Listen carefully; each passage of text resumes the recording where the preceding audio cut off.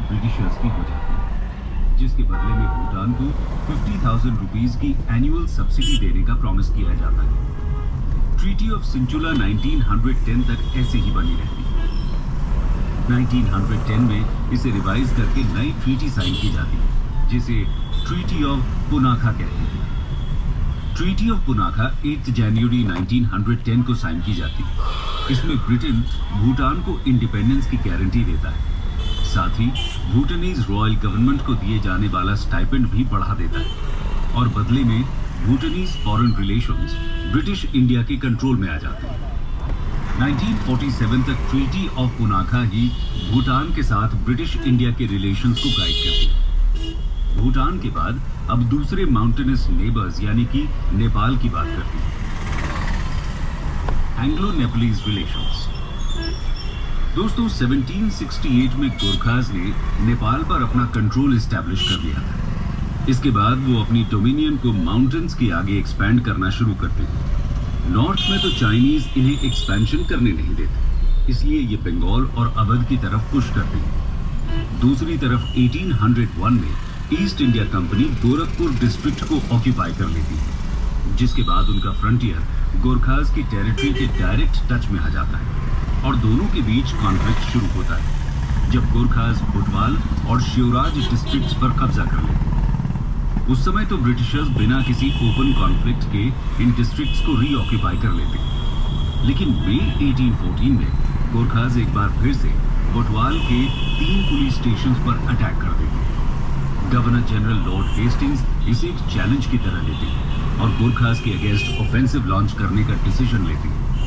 12,000 की गोरखा आर्मी के against Hastings 34,000 soldiers की बड़ी आर्मी तैयार करते हैं, लेकिन 1814-15 का ये कैंपेन बुरी तरह फेल हो जाता है। इसके बाद भी ब्रिटिशर्स हार नहीं मानते और फिर से कोशिश करते हैं। 1815 में वो कुमाऊं हिल्स में अल्मोड़ा को कैप्चर करने में कामयाब होते हैं और मई 1815 में अमर सिंह थापा से मालाओं का फोर्ट भी जीत लिया जाता है। मालाओं के फॉल के बाद गोरखास नेगोशिएशंस करने के लिए तैयार हो जाते हैं, लेकिन हेस्टिंग्स की डिमांड्स उनका एटीट्यूड चेंज कर देती है और एक बार फिर से दोनों के बीच हॉस्टिलिटीज शुरू हो जाती हैं। फरवरी 1816 में नेपालीज को मकवानपुर में बुरी तरह हरा दिया जाता है। इसके बाद गोरखास समझ जाते हैं कि उनके लिए अब ब्रिटिश को और रेजिस्ट करना पॉसिबल नहीं है और इसीलिए मार्च 1816 में वो ट्रीटी ऑफ सगौली को एक्सेप्ट कर लेते हैं। ट्रीटी के अकॉर्डिंग गोरखास गढ़वाल और कुमाऊं डिस्ट्रिक्ट्स कंपनी को सरेंडर कर देते हैं। इसके साथ ही दोनों के बीच तराई बाउंड्री को पिलर्स के थ्रू मार्क कर दिया जाता है। गोरखास काठमांडू में ब्रिटिश रेजिडेंट रखने के लिए भी मान जाते हैं और इसके साथ ही सिक्किम से परमानेंटली विड्रॉ करने के लिए तैयार हो जाते हैं। ब्रिटिशर्स को हिल स्टेशंस और समर कैपिटल्स के लिए साइट भी मिल जाती है, जैसे कि शिमला, मसूरी, रानीखेत etc. इसके साथ ही ब्रिटिशर्स गोरखास को अपनी आर्मी में भी शामिल कर लेते हैं, जो आगे चलकर इंडिया में कंपनी के डोमिनियन को एक्सपैंड करने में काफी हेल्प करते हैं। आइए बर्मा यानी कि प्रेजेंट डे म्यांमार के साथ ब्रिटिशर्स के रिलेशंस को डिस्कस करते हैं। Anglo Burmese relations. 19th century की शुरुआत में बर्मा एक फ्री कंट्री हुआ करता था और वेस्ट की तरफ अपनी टेरिटरी एक्सपैंड करना चाहता था, लेकिन इंडिया में ब्रिटिशर्स का रूल था और वो बर्मा पर अपना कंट्रोल एस्टैब्लिश करना चाहते थे। इसके पीछे बहुत से कारण थे। सबसे पहले तो बर्मा के फॉरेस्ट रिसोर्सेज में ब्रिटिशर्स का इंटरेस्ट था। उसके अलावा बर्मा ब्रिटिश मैन्युफैक्चरर्स के लिए मार्केट भी प्रोवाइड कर सकता था।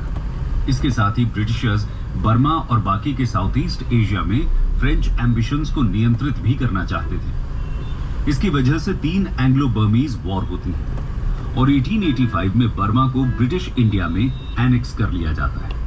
आइए एक एक करके तीनों वॉर्स के बारे में जानते हैं।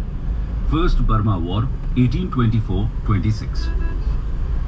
19th सेंचुरी की शुरुआत में बर्मीज वेस्टवर्ड यानी कि इंडिया की तरफ एक्सपेंशन करने की कोशिश करते हैं, जिसमें वो अराकान और मणिपुर को ऑक्यूपाई कर लेते हैं। साथ ही असम और ब्रह्मपुत्र वैली को भी लगातार थ्रेटन करते हैं। इसकी वजह से ब्रिटिशर्स के साथ इनका लगातार गतिरोध बना रहता है और फिर सितंबर 1823 में बर्मा चिटागोंग के पास लोकेटेड शालपुरी आइलैंड पर कब्जा कर लेता है। इस आइलैंड को ईस्ट इंडिया कंपनी अपनी टेरिटरी समझती थी। इसके बाद से ही दोनों के बीच बैटल्स का सिलसिला शुरू हो जाता है। शुरुआत में ये बैटल्स अराकान और मणिपुर के रीजन्स में होती, जहां बर्मीज फोर्सेस ब्रिटिशर्स पर भारी पड़ती, क्योंकि उन्हें यहां के जंगल्स में फाइट करने का काफी